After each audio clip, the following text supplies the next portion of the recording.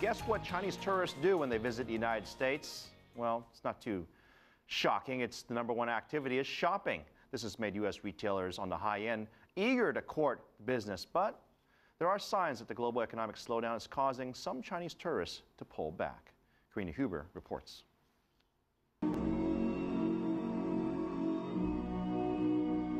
Tiffany's flagship store, made famous in the film Breakfast at Tiffany's, is a favorite among the more than 1.1 million Chinese tourists who visited New York City last year. Its sparkling baubles cost roughly 30% less in the United States than in China because of Chinese import taxes.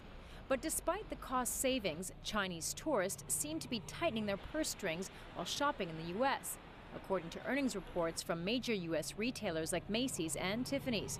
Experts say slowing growth in China is partially to blame. It's holding them back from spending, especially in big metropolitan cities like New York City, which are highly dependent on the tourists to come and spend here.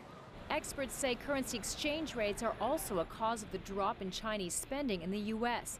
The renminbi has appreciated by roughly 20% against the euro over the past year. That favorable exchange rate has made many Chinese tourists opt to visit Europe when looking to buy luxury goods, not the United States. You've just seen a shift in flows. So while the U.S.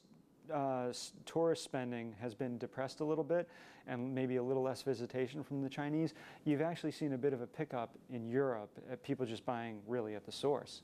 And there are even more worrying signs for global luxury brands, a potential shift in Chinese consumption patterns.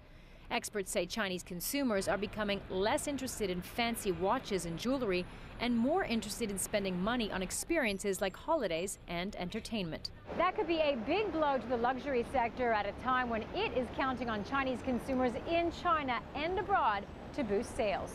Karina Huber, CCTV, New York.